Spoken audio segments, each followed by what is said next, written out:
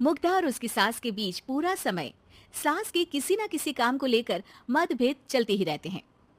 बहू, ओ बहू, जरा चाय बना दे। मुग्धा चाय लेकर आती है। ये लीजिए, और कुछ चाहिए? अरे नहीं, बस चाय पीने का मन था। जाओ तुम दूसरा काम करो। चाय पीने के थोड़ी देर बाद सास दोबारा मुग्धा को आवाज लगाती है। अरे बहू रे, आओ बहू, जरा हलवा तो बना दे, मीठा खाने को मन हो रहा है। इसी तरह मुग्धा की सास पूरा समय कोई ना कोई काम बताकर उसे रसोई से बाहर तक निकलने नहीं देती। कभी चाय, कभी हलवा, कभी पानी तो कभी दूध, हर समय खाने को चाहिए।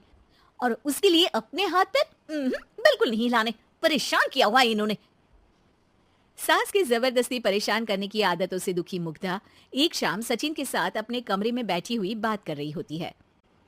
सुनो जी, मम्मी जी की ये जानबूझकर मुझे परेशान करने की फरमाइशों से मैं बहुत फ्रस्ट्रेट हो चुकी हूँ। पूरे दिन में एक सेकंड का आराम नहीं मिलता। रसोई से बाहर कदम रखती नहीं कि बहू ये बना दे, बहुरी वो बना दे। अरे इनकी फरमाइशें चलती ही रहती है। अरे मुग्धा, माँ खाने की शौकीन है, पर उम्र हो चली है, खुद खाना नहीं बना सकती, इसलिए तुमसे बोलती है। अरे तो शौक भी उम्र देख कर रखने चाहिए ना। समझ में नहीं आता, हर समय फेविकॉल का जोड़ लगाए सोफे से चिपके बैठी रहती है। इतना सब डाइजेस्ट कैसे हो जाता है उन्हें? अरे तुम मेरी माँ से इतनी नफरत कैसे कर सकती हो? मैं उनसे नफरत नहीं करती जी, बस परेशान हूँ। जहां मुग्धा अपने पति से ये सब बोल रही होती है, वहीं उसकी सास भी कमरे के बाहर दरवाजे से कान लगाए सारी बातें सुन रही होती है और अगली दोपहर रसोई में मुग्धा के पास जाती है। बहू, आज ना मेरा कुछ मसालेदार खाने का मन है।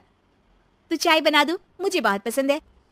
अरे ना, ऐसा कर लिट्टी चोखा बना ले। और हाँ, जितना मसाला बातों में मिलाकर पति को सुनाती हो ना, सब्जी में भी वैसे ही डाला करो, खाना स्वादिष्ट बनेगा। सास की बात सुनकर मुग्धा हैरान रह जाती है। मतलब अब पूरा समय मुझ पर हुक्म चलाने के साथ बंद कमरे में हुई पति पत्नी की बीच की बातें भी सुनती है?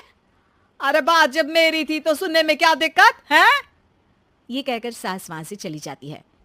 अरे अब तो हद पार हो गई, इस तरह से तो ये मेरा जीना मुश्किल कर देंगी। मुग्धा सास की हरकतों से परेशान उसका हल सोचने लगती है और इसी तरह कुछ दिन बीत जाते हैं, जिसमें सास का जन्मदिन आता है। मुग्धा बहुत खुशी के साथ अपनी सास को एंड्रॉइड मोबाइल गिफ्ट करती है। मम्मी, आपको सबसे बात करने के लिए बहुत दिक्कत होती है ना, कभी सचिन तो कभी मुझे बोलना पड़ता है, पर इस मोबाइल से आपको कोई दिक्कत नहीं होगी। एक जगह बैठे बैठे बहुत कुछ कर सकती हैं अब आप। मोबाइल देख सासू माँ खुश हो जाती है, पर उसे इस्तेमाल करना तो आता नहीं, इसलिए साइड में रख देती है। जिसे देख मुग्धा घर का सारा काम छोड़ मोबाइल सेट कर सास को इस्तेमाल करना सिखाने लगती है, जिसके बाद अब सास पूरा समय मोबाइल में ही लगी रहती है। हाय, जब से मम्मी को मोबाइल मिला है मेरी लाइफ में कितनी शांति आई है। अच्छा है, इसी तरह बिजी रहे तो मैं भी सुकून की जिंदगी जी पाऊंगी। अब मुग्धा जब मन करे काम करना, जैसा चाहे वैसा खाना बनाकर खाना, पूरा समय रिलैक्स और खुश रहने लगती है। क्या बात है, आजकल तुम बहुत चहक रही हो। अरे मम्मी जी से छुटकारा जो मिला है, अब ना फरमाइशें ना छुप छुप कर बातें सुनना।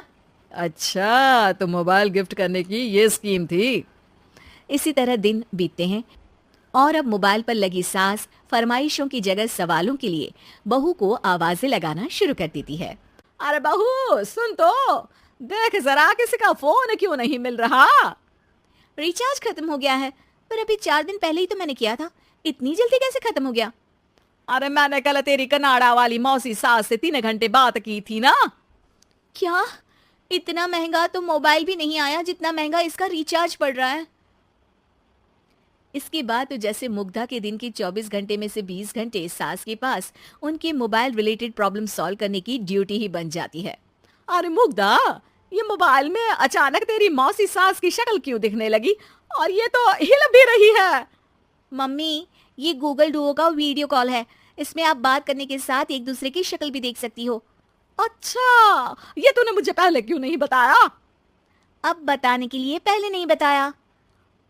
इसी बीच सचिन भी वहां आ जाता है और सास अपनी वीडियो कॉल में बिजी हो जाती है। क्यों, सास बहू में क्या गपशप चल रही है?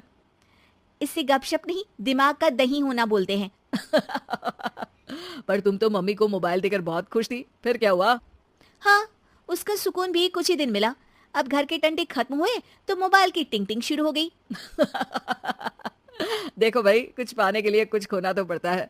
आखिर तुमने मोबाइल अपने फायदे के लिए ही तो दिया है, तो फिर सवालों के जवाब भी देने पड़ेंगे, क्योंकि जब तक उनके हाथ में ये फुंथरू रहेगा, तुम्हारी लाइफ में प्राइवेसी और सुकून रहेंगे।